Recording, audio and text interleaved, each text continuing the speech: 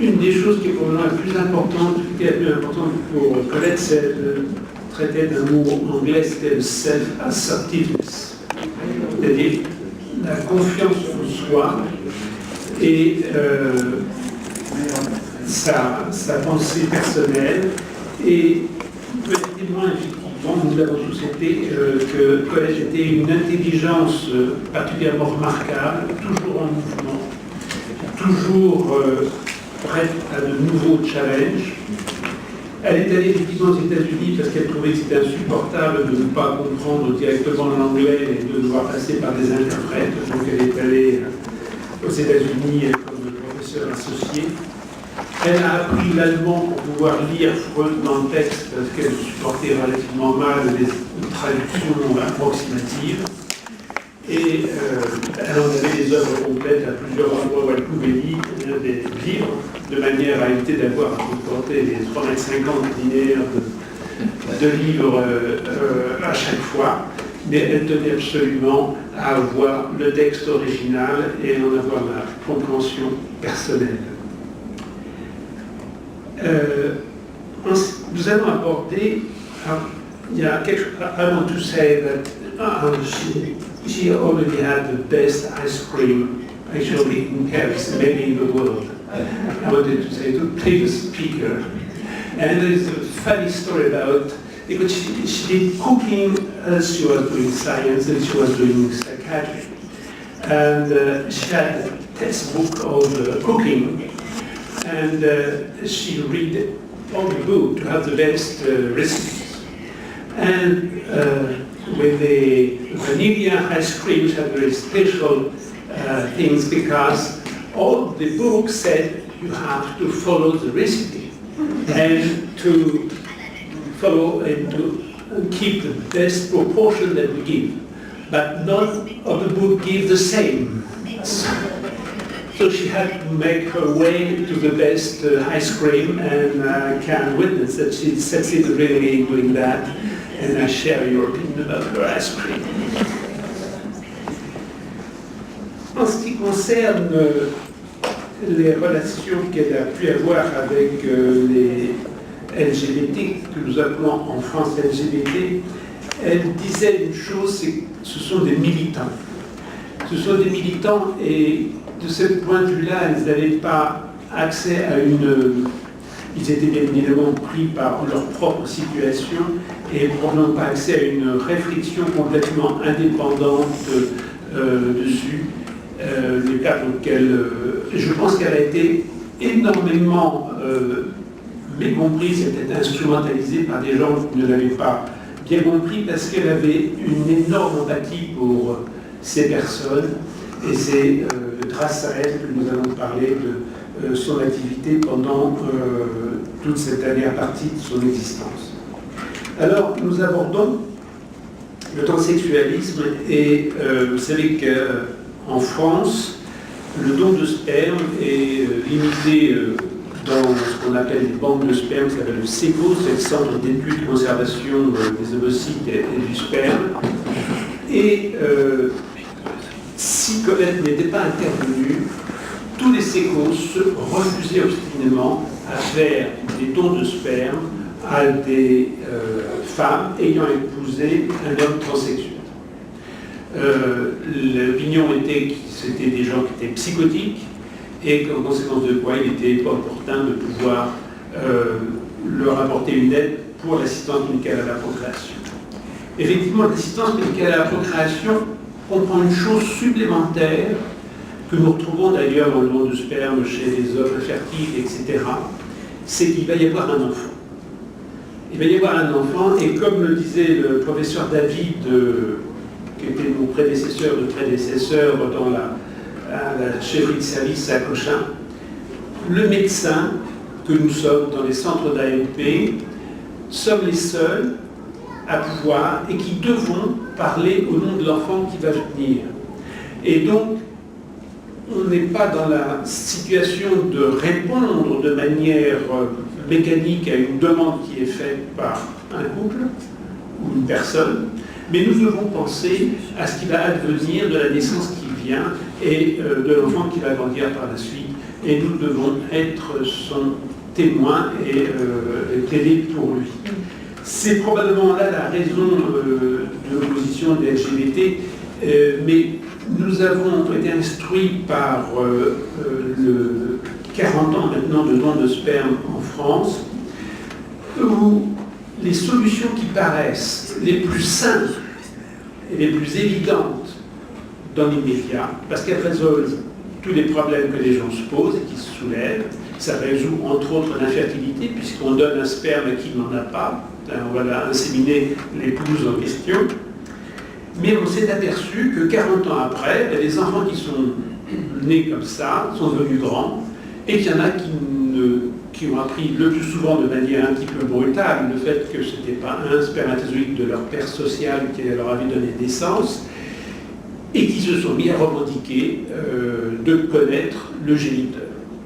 Alors Colette avait une analyse assez pertinente là-dessus. Elle pense que c'était probablement une fixation sur ce problème de connaissance du géniteur qui venait d'ailleurs d'un autre problème psychologique, mais il n'en demeure pas moins que ce qui nous paraissait, enfin ce qui paraissait à mes prédécesseurs il y a 40 ans quelque chose de facile, on va faire l'anonymat du sperme, l'anonymat du donneur et vote la galère, les gens vont faire avec ça. Et bien 40 ans après, on voit avec toutes les associations d'enfants qui revendiquent à connaître leur géniteur, on voit que ce n'est pas si simple. Et c'est la raison pour laquelle, quand se posait le problème de venir en assistance au couple dont l'homme était transsexuel, eh bien, beaucoup de gens, beaucoup de ces causes étaient réticents. Et j'ai présenté à ce moment-là Colette à mon patron, qui était le professeur Joannet, et qui lui avait une attitude un petit peu plus ouverte. Et c'est grâce à elle qu'en France a vraiment commencé le premier programme d'assistance médicale à la procréation pour ces gens. Alors, il se trouve qu'on est dans une situation qui est un peu particulière. Vous savez que c'est interdit de donner, ça risque de changer bientôt, mais jusqu'à présent c'était interdit de donner du sperme à des femmes homosexuelles, à des femmes célibataires. Mais c'était autorisé de par la loi à donner à des couples transsexuels, puisque vu qu'il y avait une assignation dans le sexe opposé de la personne transsexuelle, eh bien, constituait un couple, et elle constitue toujours un couple hétérosexuel, et comme l'AMP c'est pour les couples hétérosexuels, nul doute que la femme qui était devenue un homme n'avait pas de testicules, parce qu'on fait beaucoup de progrès dans la chirurgie, mais ça, on n'a pas réussi à greffer des testicules chez une femme, et donc on était tout à fait légitime, de par la loi, à pouvoir venir en aide à ces personnes. Et grâce à Colette, ce programme a été pionnier en France, mais également dans le monde, parce que je crois qu'aujourd'hui c'est la seule cohorte de patients qui ont se remis en aide par insémination de la femme, et qui a été suivie si longtemps. Et Bernard Goltz, Agnès Copla, M. Chambé, tout ça, vont pouvoir nous rapporter des expériences qu'ils ont pu avoir de cette expérience-là, de cette étude, qu'on appelait myosotis, je crois. Donc je passe la parole à Bernard Goltz. Jean-Philippe, merci beaucoup.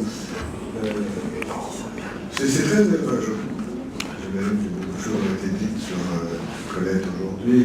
C'est très émouvant pour moi d'intervenir dans le cadre de cette journée, parce que j'ai eu le privilège d'avoir avec elle un lien d'amitié, et parce que j'ai vraiment éprouvé envers elle une très très grande admiration. Je l'avais beaucoup entendu dans les colloques, je l'avais beaucoup lu, mais en fait je l'ai seulement rencontré en chair et en os à l'occasion de 2 voyages que j'avais fait à Moscou et à Saint-Pétersbourg en 95-97 avec elle, Serge Debolici, Philippe Jamet, Annette Fréjavé, Hervé Benamou, Alain Casanova et mon épouse Martine que Colette aimait beaucoup, et réciproquement dit d'ailleurs. C'est à l'occasion de ces voyages que nous avons fondé avec Serge Debolici la collection multimédia à l'aube de la vie, et Colette était tout à fait présente dans ces discussions fondatrices.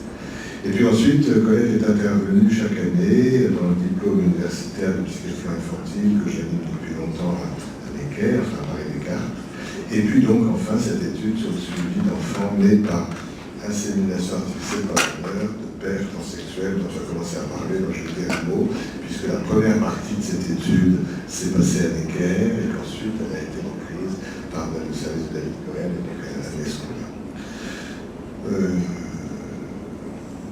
Colette était vraiment nourrie de sa triple formation philosophique, psychologique, psychanalytique. En dépit des années, je trouve que son intelligence, la vitalité de son intelligence, laissait à ses actions une dimension de modernité véritablement étonnante. Et tu l'as rappelé, le lancement de cette recherche était un petit peu à l'encontre des idées reçues à l'époque, en tout cas en France.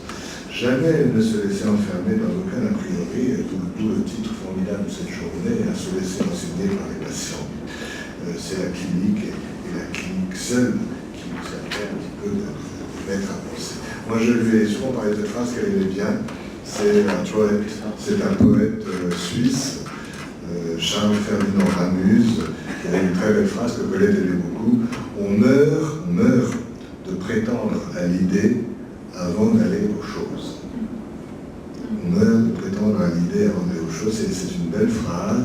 Et en l'occurrence, elle voulait ne pas se laisser enfermer dans des a priori idéologiques ou théoriques sur la question des transsexuels et voulait aller à la rencontre des sujets donnés. Voilà, alors je vais peut-être en redire encore un petit mot sur ces réticences des Écosses de l'époque. On a avec Colette coécrit un article dans la psychiatrie de l'enfant sur le début de cette recherche, et je la cite. Les Écosses de France, disait-elle, avaient pris la position de refuser d'inséminer la compagne d'un homme d'origine transsexuelle. Les psychologues et psychiatres des Écosses n'avaient pour la plupart jamais eu le moindre entretien en tête-à-tête avec un transsexuel, mais ils considéraient le transsexualisme comme une psychose grave en secteur, c'est-à-dire sectorisé sur la question du jour. Il n'est pas simple, je continue à citer, d'attribuer une étiquette nosologique au transsexualisme. Il figure dans les classifications internationales, DSM-4, ICD-10, on était avant le DSM-5, parmi les mental disorders, ce qui avait déclenché la colère des militants activistes. Ils ne sont pas des schizophrènes. Voilà, donc je passe un petit peu, mais elle ajoutait plus loin, parmi l'ensemble hétérogène des transgenres, les transsexuels se caractérisent par le fait qu'ils ne demandent pas seulement un changement de genre dans leur état civil, mais une marque corporelle de ce changement. La plupart des demandes des transgenres sont sociétales et ne concernent les médecins qu'en tant que citoyens ordinaires. La demande des transsexuels les concerne directement en tant que médecins, et la transformation hormono-chirurgicale n'est pas un traitement anodin. Lorsque l'indication en est bien posée, dit-elle, elle transforme la vie du transsexuel. Toutefois, elle ne change pas une femme biologique en homme biologique. Elle lui permet seulement de vivre en tant que femme psychologique et sociale. Et cette prise de position ferme et claire, je crois, a été tout à fait en jeu dans les harcèlements, voire persécutions qu'elle a subis et qui ont été rappelés tout à l'heure. Les transsexuels redoutent à juste titre la stigmatisation, mais elle est le fait de la société et non du médecin. Et elle menace en fait quiconque a fait l'objet de soins médicaux, particulièrement de soins de longue durée. Je vais abréger ce passage, c'était un petit peu l'introduction de notre recherche. Elle dit le fonctionnement psychologique a une particularité commune aux transsexuels, particulièrement marquée avant l'intervention, le déni et le clivage entraînant une amnésie infantile. Je ne me souviens pas. Je ne veux pas me souvenir de mon enfance. Après l'intervention, il y a des différences de formulation qui montrent des différences de fonctionnement. Et elle avait relevé 3 types de discours différents. Celui qui dit « Je sais que je ne suis pas en tout point comparable à un homme né homme, mais je vis en tant qu'homme et j'en suis heureux. » C'est différent de celui qui dit « J'ai toujours été un homme, sans faire de distinction entre l'homme biologique et l'homme psychologique et social. » Et enfin, c'est différent de celui qui dit « Mon sexe, après phalloplastie, n'est pas d'une grande sensibilité, il n'est pas réserrectile, je ne peux pas faire l'amour avec, je ne peux pas uriner debout, et quand je me regarde dans la glace, mon sexe me prouve que je dis vrai quand je dis que je je trouve ces citations très intéressantes parce que sans être exhibitionniste, elle rentre un petit peu dans l'intimité de ce que c'est le vécu de ces personnes qu'elle a rencontrées vraiment de manière tout à fait approfondie. Voilà, donc le CCNE, le Comité consultatif national d'éthique, a été consulté à plusieurs reprises. Et finalement, Jean-Philippe, tu l'as dit, le Sécos de Cochin s'est lancé dans cette étude qui allait à l'encontre des positions prises par les différents Sécos. Je passe la parole à Agnès, donc je l'avais assez dit. À propos des couples, elle insistait beaucoup, Colette, sur le fait que, alors donc, une femme a épousé un homme qui autrefois était une femme. Et la femme a pu rencontrer cet homme à différents moments de sa vie, soit avant la transformation, soit pendant la transformation, soit après la transformation, et ce sont des situations extrêmement différentes les unes des autres. Et d'une manière générale, Colette insistait beaucoup sur le fait que les femmes qui épousent ou qui vivent avec ces femmes devenues hommes ne sont pas des femmes homosexuelles. Dans l'échantillon qui était l'autre avant qu'il soit poursuivi à la pitié, en tout cas, une seule femme dans notre corps avait eu des relations homosexuelles avant de connaître son compagnon transsexuel. Quelques-unes n'avaient eu aucune relation sexuelle, toutes les autres avaient eu des relations hétérosexuelles. Et Colette disait banalement hétérosexuelles. Voilà. Donc en 11 ans, puisque nous, à lesquels on a fait ce. Enfin d'abord, je passe à l'Assemblée, puis après, on a travaillé ensemble pendant 11 ans, et on a vu à ce moment-là 59 transsexuels et leurs compagnes, femmes légitimes, mari ou non. Ces couples étaient stables. Il y a eu 5 transsexuels qui se sont séparés de leur compagne et 54 qui sont demeurés avec la même compagne. Parmi ceux qui ont eu des enfants, 3 sur 21 se sont séparés. Les couples étaient plutôt heureux. 28 enfants sont nés, donc grâce aux Sécos de Cochin, dans ces couples particuliers. 14 couples avec un enfant à ce moment-là. 7 couples ont 2 enfants. Et dans cette première partie de l'étude, et Agnès vient de me dire que ça ne s'est pas maintenu, mais sur ces 59 premiers couples, le sexe ratio des enfants qui étaient nés, c'était une surprise sans explication particulière, 4 garçons pour une fille. Voilà, alors ce qui avait été prévu par le Comité national consultatif d'éthique, c'était par rapport aux autres enfants des Paris-Adé dans les Sécos, c'était d'avoir quand même un certain suivi. Léger, pas stigmatisé, mais quand même un certain suivi des enfants, parce que les Sécos avaient l'impression un petit peu de jouer aux apprentis sorciers, en disant on va faire naître des enfants dans un couple dont le père, lui, dans son enfance, était une petite fille. Donc sans doute il faut peut-être dire quelque chose aux enfants qui ne verront jamais dans le bonne de jeunesse de leurs parents. Leur mère était une petite fille, et leur père aussi. Voilà. Où ils verront ça, et ça les étonnera beaucoup, où on leur cachera l'album de l'Est. Et donc c'est vrai que ces gosses-là avaient été un petit peu plus précis que dans d'autres cas, en disant il faut qu'il y ait des couples qui vont s'intégrer dans cette recherche, acceptent un suivi des enfants, et puis probablement acceptent d'informer l'enfant du fait que leur père n'a pas été toujours un sujet de sexe masculin. C'est compliqué, hein. Je n'ai pas le temps d'entrer dans le détail de tout ça, et c'est très compliqué parce que ces gosses avaient là le sentiment de ne pas fonctionner comme d'habitude, et d'avoir... Alors le suivi plus relativement léger a été fait par la Fondation Paul et Necker, par Colette elle-même, par moi, et puis avec 2 collègues qui n'ont pas pu venir aujourd'hui, mais une psychologue, Anne-Marie Clouet, et une psychomotricienne, Michel Guinaud, et on a vu les enfants donc à peu près une fois par an, pendant tout ce temps-là, pour se vérifier leur développement affectif, leur développement psychomoteur, leur développement intellectuel, leur capacité d'attachement. Je suis obligé d'aller vite, et donc je ne vais pas entrer dans le détail des études, je pense qu'Agnès va en reparler. Grosso modo, ces enfants vont bien. Dans cette cohorte, ces enfants vont bien, et alors évidemment, quand on s'est allait bien à 10 ans ou 11 ans, c'est une chose. Bien entendu, la question était ouverte, elle me demeure. Que vont-ils devenir quand ils sont devenus adultes, quand ils sont devenus parents? C'est un immense champ d'interrogation, mais on ne peut pas dire autre chose que ce qu'on a vu. Ce qu'on a vu, c'est sur ce premier 24 ou 25 enfants, des enfants qui allaient bien sur ces différents plans.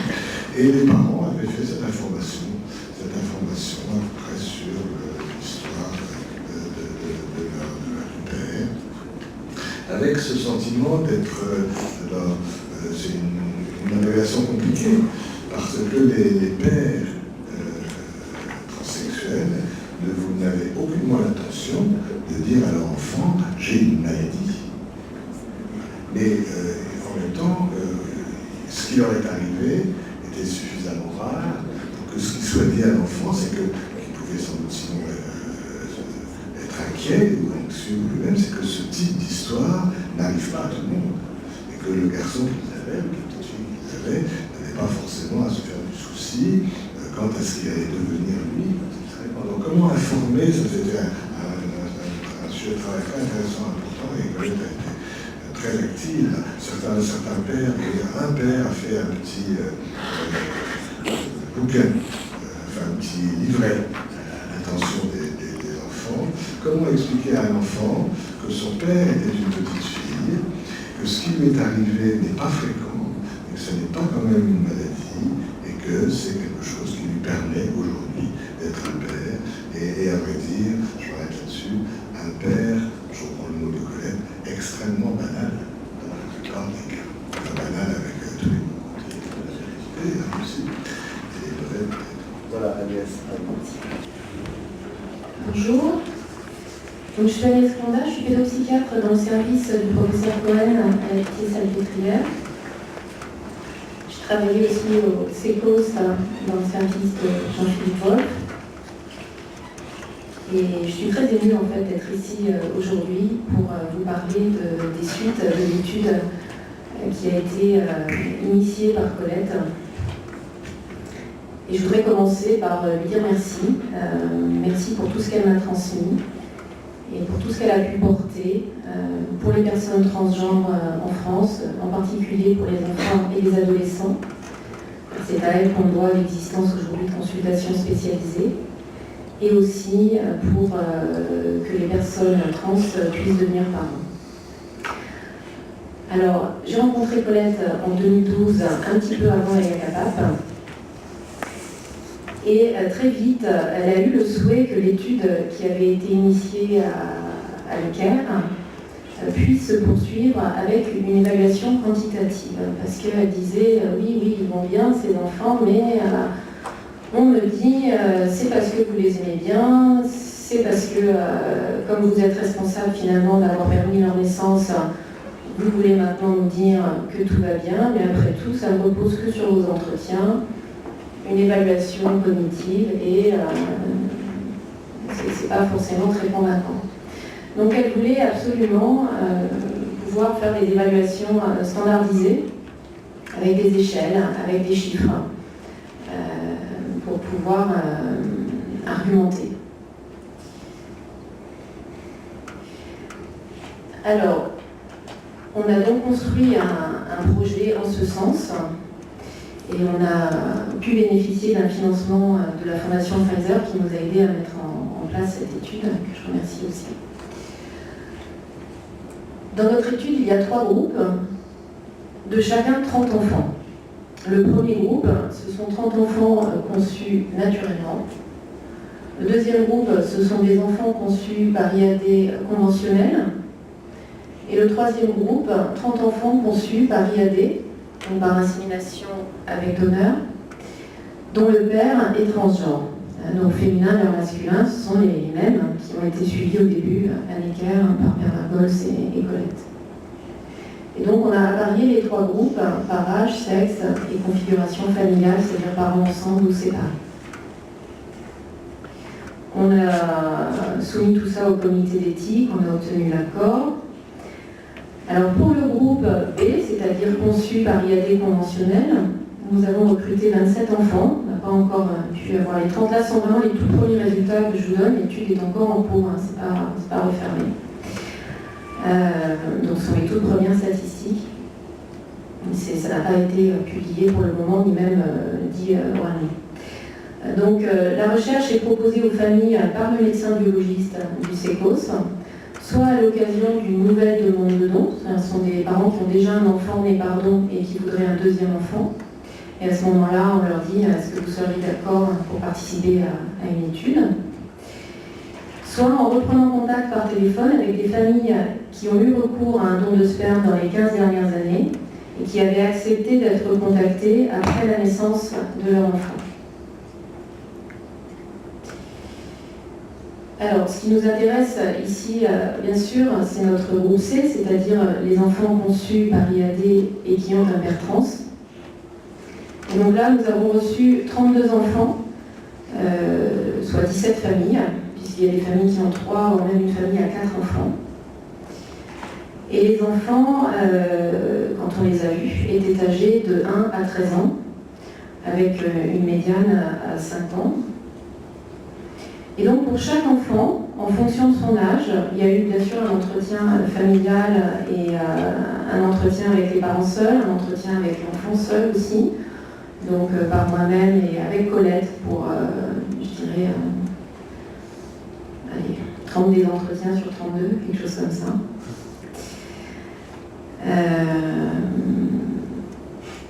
Des échelles de Bechler, un brûlé-lésine pour les plus jeunes.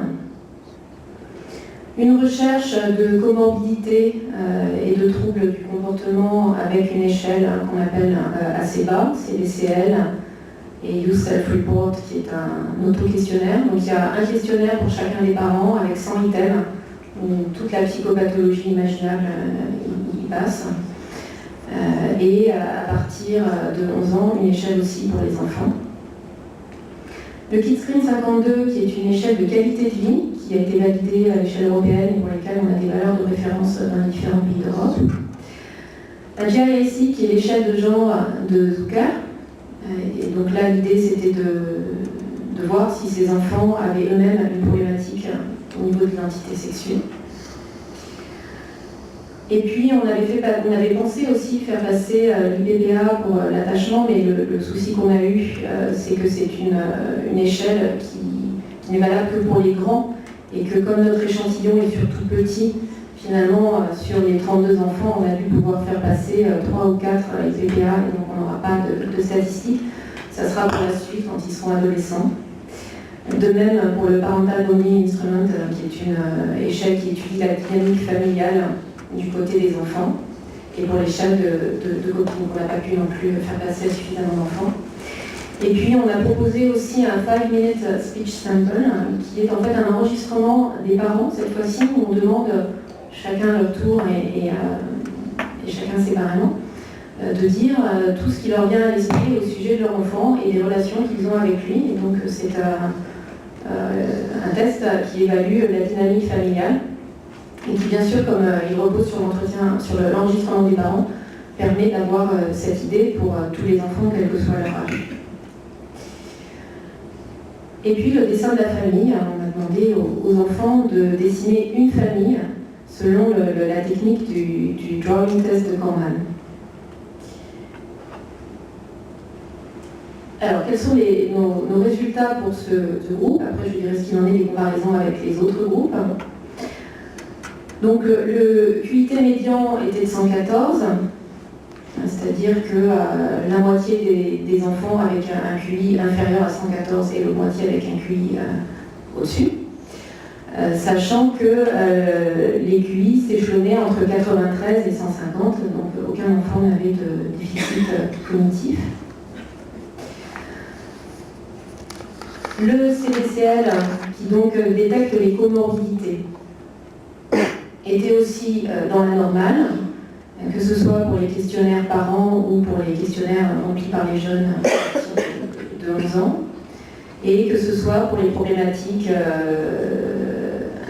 internalisées, les problématiques de dépression, du cours de la pensée, ou pour les problématiques de comportement, enfin quels que soient les troubles, c'était normal. Et enfin, l'échelle de genre avait un score médian, une réponse déviante, sachant que pour la moyenne des enfants qui ont une dysphorie de genre et qui sont dans les échantillons de Zucker, ont 3,7 réponses déviantes, et que les enfants de contrôle, d'après Zucker, ont 1,2 réponses déviantes, donc on était même en dessous de la moyenne des enfants de contrôle. Alors, le Kidscreen 52, alors que sur 10 sujets, hein, alors que les autres, le CBCL, je ne l'ai pas noté, mais le CBCL a été fait vraiment sur les 32 enfants de l'échantillon, donc bien sûr c'est beaucoup plus valable.